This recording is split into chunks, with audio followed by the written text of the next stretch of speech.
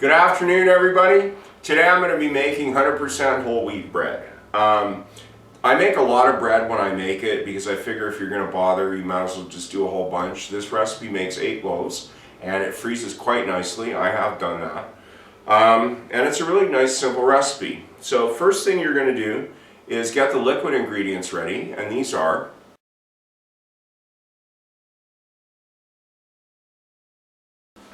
my saucepan luckily has marks on the side in liters and quarts, so I'm definitely doing this in quarts. So there's, just pour it up to the 2-quart line and set that over medium-high heat. So the milk is nearly scalded. I'm going to zoom in here so you can see this. This is not like a precise technique. You can be off or on by a little bit. What you're doing and what you're looking for is you're looking for a whole bunch of little bubbles to form on the surface, and it gets a little frothy.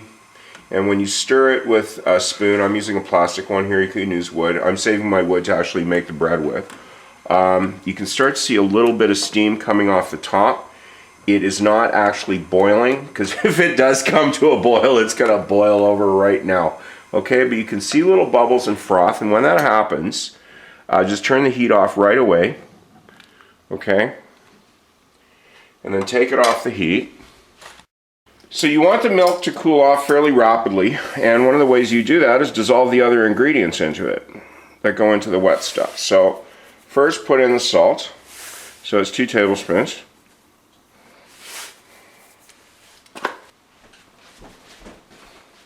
Then add the sugar.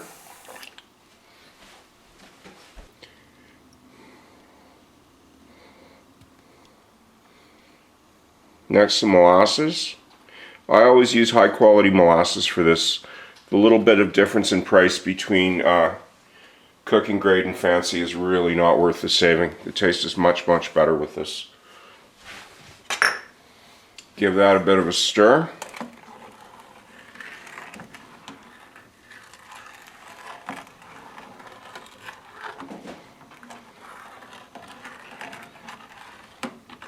See, and actually after you do add the molasses, you can see the leftover froth on top. Next, add the shortening. I really do like the ones in sticks, like the 1-cup sticks, because it's just so easy. All you have to do is just unwrap it and drop it in. Just kind of slide that in without splashing it too much.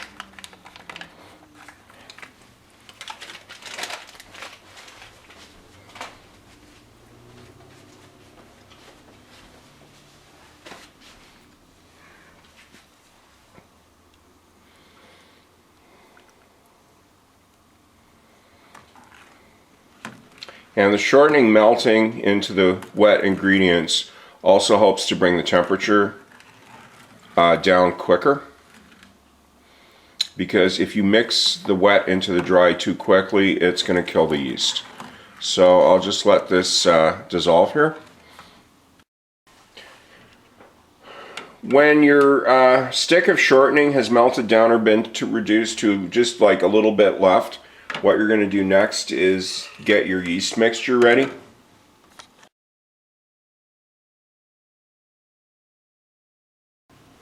So for that, first thing to do is put a tablespoon of sugar in the bottom of a cereal bowl. Add a cup of warm water. I always test it with my finger. Basically warm but not so hot you can't stand to touch it.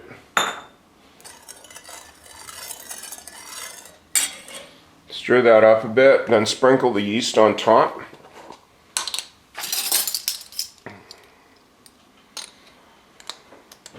I always use the bulk yeast, it's cheaper than the packages. So there's 1, 2 tablespoons.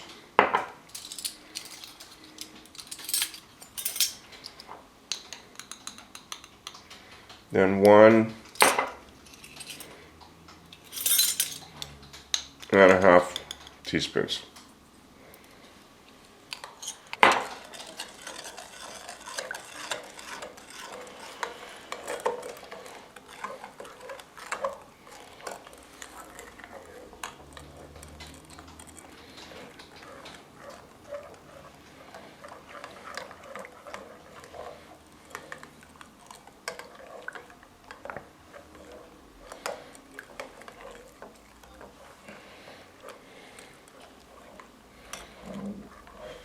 After you give it a good stir, just let it sit on the side there for about 5 or 10 minutes until it gets frothy.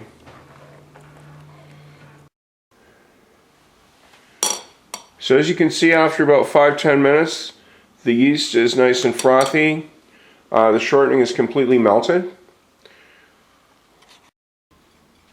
The shortening mixture is still a little warm, so I'm just going to pour that into the metal bowl to let that cool down a bit.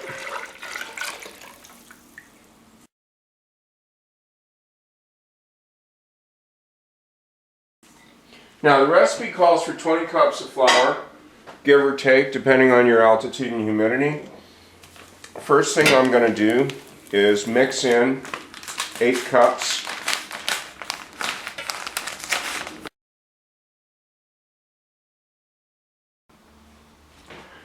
Okay, so I've added the first 8 cups of flour and the yeast mixture, which you can still see is kind of frothy a little bit in the bowl there. So after the first 8 stirred in, then I go for the second 8. So that's 16 cups in there.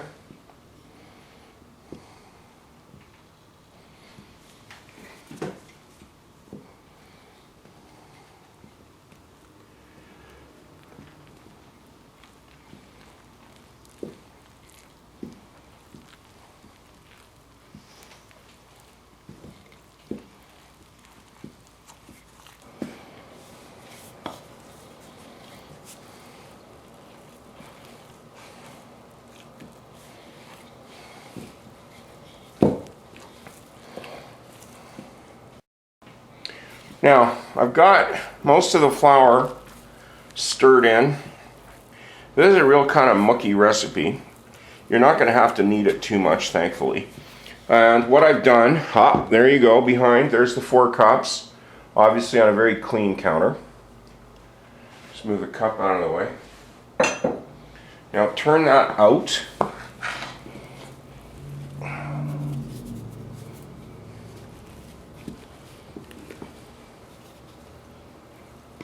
Into the 4 cups of flour. As I said at the beginning, this makes 8 loaves, because I make a lot of bread when I bother to make bread. Needless to say, you can cut the recipe back to suit your need to 2 loaves or 4 loaves, and I'll leave you to do the math. So what you're going to do with this is not so much knead it, but just pick up the rest of the flour like this.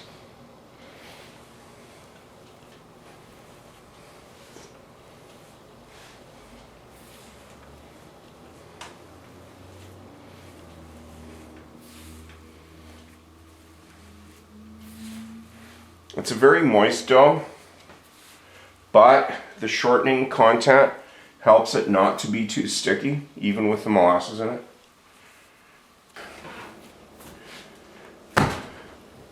Once the majority of the flour has been picked up off the counter, you knead it a little bit, not too much. Like I said, it's going to be sticky and a little greasy at the same time. So it's starting to push back at me a bit now. So I'll just let it sit here on the counter for a minute while I just get the bowl cleaned out, because it's going to rise in the bowl. Well, I got my bowl nearly cleaned out here. This is a little cleaning trick. if you work with dough, you'll do this the first time and never do it again. If you try to clean out raw dough with a scrubber, you will just wreck your scrubber and you have to throw it out. What I do is I get 3 or 4 wet paper towels, wad it up, and that takes all the dough off the raw dough off the bottom, and then you can just rinse it out clean. So I got my bowl nice and clean and dried out there. This has been sitting here for a couple of minutes. Yeah, starting to feel quite nice. Now what I'm going to do is rise this in the bowl. On the first rise, it will probably come up to about here. I try not to let it rise too much on the first one. I prefer a bigger rise in the pans. Do not use a damp cloth for this. It's gonna stick to the cloth. Either use plastic wrap. What I have is parchment. Because for those of you that have watched enough of my videos, I always have parchment. One of my favorite cooking materials. Okay. So get your parchment on the top, push it quite down, don't worry, it'll rise back up, and let that sit there, depending on the warmth of your room, for about probably anywhere between a half an hour to an hour, usually probably around closer to 45 minutes to an hour, until it rises up to probably about 2 inches over the top of the pan. Because you want to be doing most of the rise on the second rise in the pans. And for any of you that are watching, if making bread is going to wreck your kitchen, leave an unholy mess, well, just get a few wet paper towels and do what I'm doing over your countertop, whether it's granite or some other material. You don't even need soap. Just get some damp paper towels and wipe it in a circular motion, and it will come completely clean. Of course, if you want to use a bit of soap and water after, go ahead, but this is usually enough. Here we are after 30-40 minutes or so. As you can see, that's risen quite nicely. So what I'm going to do is I'm going to take that over and turn it out on the counter and cut it up into loaves to rise in the pans. So first thing is punch it down. Get most of the air out, or the big bubbles at least. And pull it up from the sides.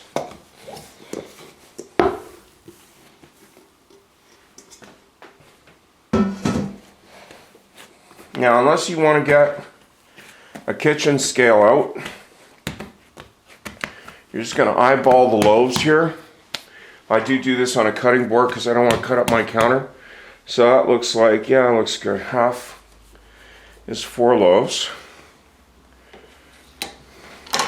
And I'll just throw the rest back in the clean bowl.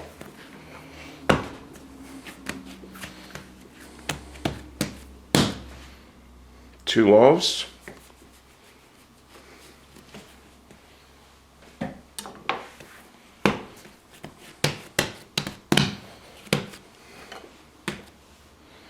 And 1 loaf each. So you can see it's got a fairly even crumb already. So what I'm going to do is just take this and roughly shape it into a loaf without excessive handling.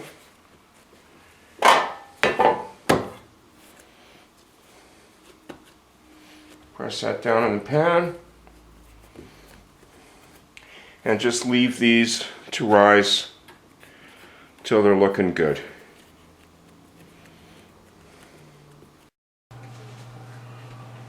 Second rise took a little over an hour. That's about how high as they're going to get. I've been rising them off the stove because I don't like to do that while the oven's heating up, so they don't cook prematurely.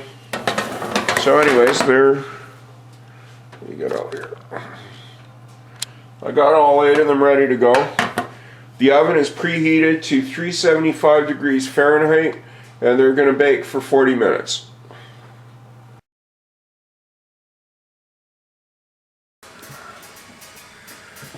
So I've got all 8 in the oven here. Obviously, if your oven's not as big as mine, do cut the recipe back to 4 loaves or 2 loaves.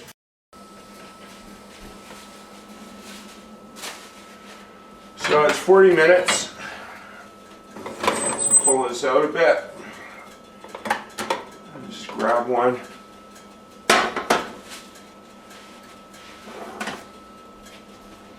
Give you a look there.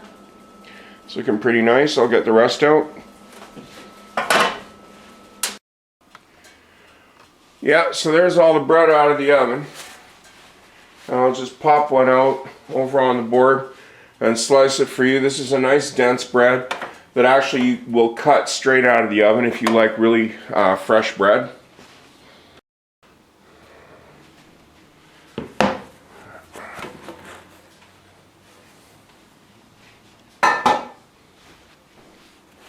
Yeah, so there it is out of the oven. You can always tell by thumping it if it's cooked.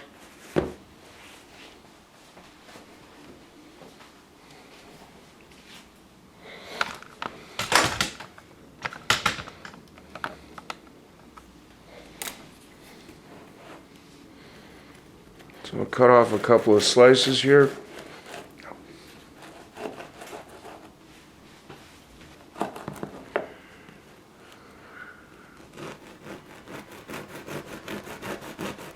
As you can see, it's still pretty warm. You can see the steam coming right out there. Whoa. So let me give you a good close-up on that.